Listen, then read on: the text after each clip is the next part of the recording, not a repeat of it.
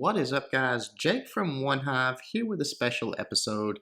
And this one, you're going to see I'm over at Morning Sword. Already done a Hitchhiker over here, so if you haven't done that, haven't seen that, check it out. But you might be asking yourself, what's Jake doing over at Morning Sword? He's already been there. Um, for those of you guys that have been with the channel from basically the beginning, because I mean, this goes back to pretty much the beginning. There was a war, I believe it was War 59, one of the first first 4 or 5 recap videos that I did. And there was a clan that we got matched up with against randomly called Sith Happens. And you need to go watch the recap if you haven't. You'll get a little bit of background. This video will make a little bit more sense to you. But a year ago, on the day that this war that we're about to look at happened, is when we had that war. And we didn't know it, but they had infiltrated our clan. This was back, guys, a long time ago, before we had as big a name, and we did a lot of recruiting still in game. People could join just by applying, just knocking on the door.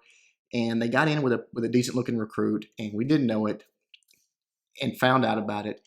And they beat us by 2 stars. And we were salty about it. We were upset. We've always been fair play. We never spied. We don't condone or allow it.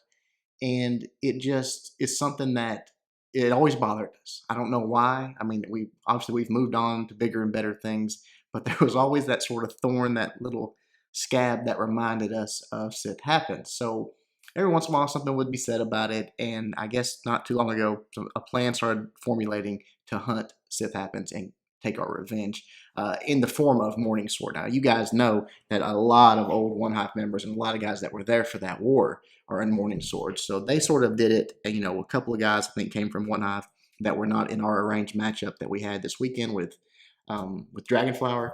But they came and participated in it and just sort of, got even, I guess is the best way to say it. Hunted them down. Once the hunt was complete and that they had matched with them, they basically told them, hey, you've been hunted. What's up from One Hive type thing? Because I'm not sure they knew who a Morning Sword was, but I'm sure they started recognizing some names, and the war was on. And as you can see here, Morning Sword takes the win by 6 stars. Just like I said, just extracting a little bit of revenge. It was something that always bugged us because we knew we were better than them. We just lost. We got, they had our bases, they had all our traps, all that stuff. So it made a big difference in the war on their attacks. But as you can see, pretty, as far as like the 3 stars, let's look at that real quick. 19 to 14, beat them pretty handily. Cleared up, I think, all the Town Hall 9s. Did they leave 1 on there? Yeah, left 1 on there. Besides that, everything else was cleaned up. 2 stars on Town Hall 10. So excellent job to the guys at Morning Sword. All the guys that were there in One Hive when this war happened, I'm sure it made it that much sweeter. So let's look at some attacks. King Beef. Hadn't recapped one of King Beef's attacks in a long time. Let's check it out. Just grabbing a 2-star on their top Town Hall 10. Kind of a strange base, really. Almost like that box inside of a box base, but a little bit more spread out. And I love what King Beef did with the wall breakers here. Those were dropped just a little bit too far out. You can actually, when the wall is right there, if you can really hit the wall breakers on that line, there's no way to stop him from getting through. But he's just dropping an archer for distraction. That works too. Bust that open, and that allows him to use his jumps to get into that much more into the core and keep his golems a little bit more spread out to take out a little more percentage points, do a little bit more damage. So he drops a couple golems. He's using this, I think he did a 6 golem, maybe a 7 golem attack. Forgot to look. But 6 or 7 golem attack and just spreading them out, dropping his wizards behind them. You see a big group of wall breakers coming into the middle there, opening that up, and then using a jump on each corner and then a jump into the core. His a couple more golems go down. The king and queen go down, just going to walk right into that center, let them deal with the queen, let them deal with the CC troops, and just start taking out everything in their path. This way, he only had to bring 3 jumps. He's got an extra rage there, and also has a freeze for that single inferno in the core there. Obviously, that could be pretty detrimental to all those golems, his heroes, if they get locked on. So nice job bringing the freeze for that. And at this point, the core is starting to go down. The king's in there. He's going to taking stuff out pretty quickly. The golems are doing the tanking for the inferno towers right there. Boom. Town Hall goes down. The queen stepping up. You see the 42% already. No question this is going to be a 2-star. So we'll start to fast forward. He did bring a few hogs. Didn't get much out of those, but he did open this up to some percentage points down here if he needed it. But honestly, did not need it. Well over 50% already. So excellent job. grabbing that 2-star on their #1 King Beef. All right, let this finish up. We'll fast forward ×4, and we'll move on to some Town Hall 9 attacks. Like this one, Rambo versus #7. Thought this was a pretty great attack. Not really a queen walk, just sort of a, hey, I want to keep my queen alive type thing. So drops the queen down and a couple of healers on there, but this is right where he's going to enter the base. So just goes ahead and drops a giant, a few wizards to create the funnel, his golem, wizards on the other side to create that part of the funnel, and then everything's going to start working its way in. He's got some wall breakers, going to open up that first compartment and then jump on in. So right here, everything's pretty much cleared out of the way, free to start sending his wall breakers in. Right there, here they come. Boom, right on the junction. Everything opens up. Drops a poison for the CC troops, and the king and queen are down, moving their way right in. Again, this queen's doing some tanking now, but that's fine because she's got a few healers on her. So just really wanted to make sure his queen made it through to the end. Start sending in a few hogs, surgical style, a giant over there tanking for him, and then just sort of a 2-finger surgical drop there. You got 4 hogs left, so went really heavy on the start. But that's fine. You see there's no real spots for double bombs over on this side of the base, so you know you could come in heavy on his hogs, just keep a heal down for them, and they're going to be fine. Again, Queen still doing some tanking over there. Did have to use her ability, but she is at full health even with that X-bow on her. No problem there. Hogs just working their way through the base, drops that second heal right in these spots where there's obviously possibility of a bomb. And then I like the last few hogs that he sent in there. Not only are they tanking for those 2 defenses, keeping them off of that big group, but actually take the defenses out as well. So really nice job there. The 2 loons I would have just kept for hogs. I mean, there's no reason for loons right there really, and it opens you up to some air traps like right there's coming at them. Didn't take them out, but they could have been a black bomb there and would have smashed them. But did it all with 1 swag heal to go. I don't think he drops it, but I wish he would have swagged it out. Really nice attack by Rambo. All right, moving on. Our boy Cheatham came over for this war as well. When we have these arranged matchups, not everybody, just depending on war weights and what we need, not everybody can participate. Cheatham just didn't fit into this one, and so he came over to participate in this war, represent 1 hive. So excellent attack by him here. Just drops a couple of golems down. Wizards start creating that funnel. Pretty bad base, honestly, but he does a really good job attacking it. But this is a poor design. So many options that could absolutely crush this base. Go follow, just hog and just straight hogs, anything, honestly, really anything. He chooses to do a go-ho on it, 30 hogs, really heavy on the hogs. He knows he can get into that queen and take it out real easily, already triggering bombs. He knows his golems and his king are going to get in that core and do some triggering as well. And then he can just send his hogs in around the outside, basically, and let them do their thing. Drop heals for him. He's got 10 hogs left in the bag. Already got that. He already swag is okay. I thought it was a swag poison halfway through the raid, but that was a skeleton trap right there on the town hall. Obviously, a cleanup attack, so that was nice. And then just some back end hogs. You know, they're sort of all converging on the core here on the center. Drops that last heal. His queen's walking around the outside doing a little cleanup. That's no big deal. Look at all those hogs left. They grab that X-bow and that Tesla, and that is that cleanup time.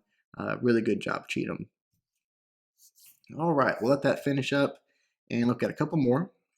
The next one we're going to look at is the JFK, taking on their number 16. All right, here we go. What do you got here? Oh, yeah, another go-ho. I like this attack as well. You know, these bases are not, again, they're not real well laid out because there's not a lot of options for bomb sets. You pretty much know they're either here or they're there. And so he's just coming in on this side by the king, you know, taking a little bit longer journey to get to that queen, but that's fine because he's got decent level heroes, 22, 20. That's nothing to sneeze at, and he can use that jump and just walk. When there's a large compartment like that, he can get deep in there, jump all the way to the queen, so no big deal at all. It's nice to come from the long side like that and cover much more area, take out much more traps. You can see the double bomb set going off. CC troops coming. He's got the jump down already, drops a rage for that queen. She takes out those CC troops really quickly with a little help from a few wizards, and that it all goes down. You'll see right here in just a moment, the king's going to lock on to that queen as soon as that town hall goes down. Right there, he's going to get in, get on that queen, take her out, and then it's time to send the hogs in. A really good job on this deployment on the hogs, just surgical around the space. You'll see that there's no real, even in this quote-unquote hog ring, there's no place for traps. It's just a bad layout. Because you got to have places for your hogs to get spring traps and all that stuff if you want them to wrap around the base. If you let them wrap around the base with no threat, they absolutely crush it, which is exactly what's happening here from JFK.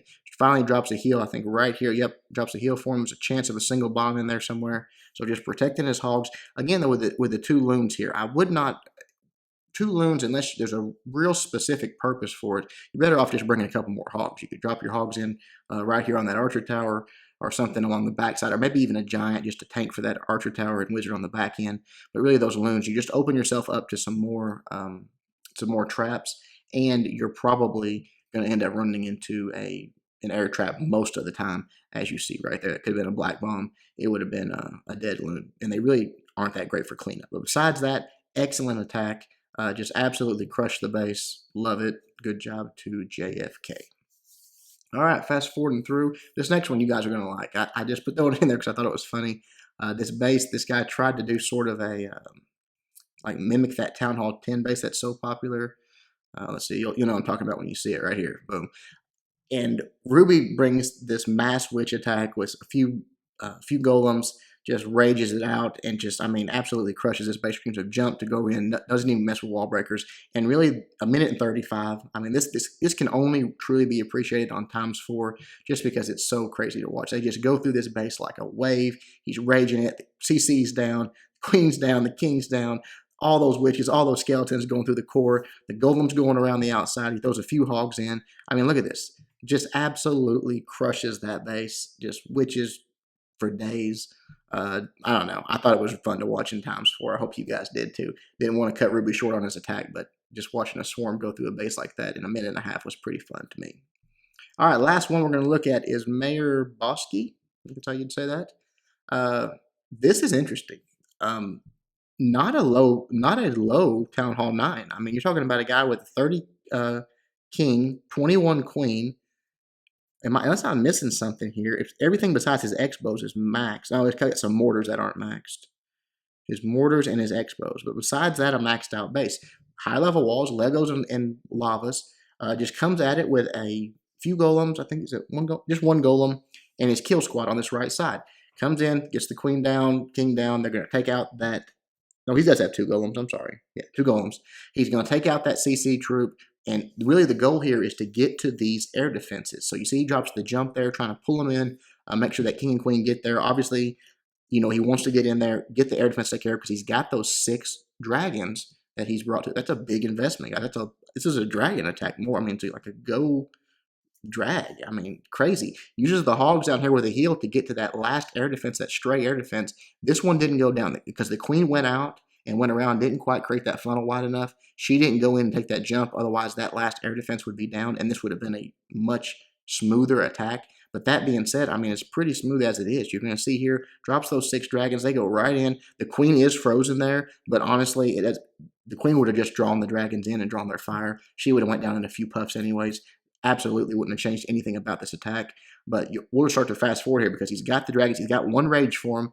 And as they approach this last air defense, a few dragons are going to go down, but this one group comes up. He's going to rage them right into that last air defense and just absolutely crush it. Really nice attack, I thought. I mean, creative and something that you don't see. Again, this was not like a crap Town Hall 9 rush base. It was you know, besides the X-bows and the mortars, which really has no bearing on this attack at all anyways,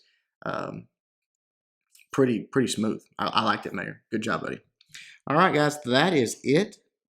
Absolutely killed him. Love it. You know, this one's, I don't know. I just enjoy it. Maybe I'm a vengeful person, I guess, but I like to see them get beat. What's up, Sith Happens? We remember. I guess we'll call this even. Till next time, guys, Jake from One Hive reminding you guys to suck less.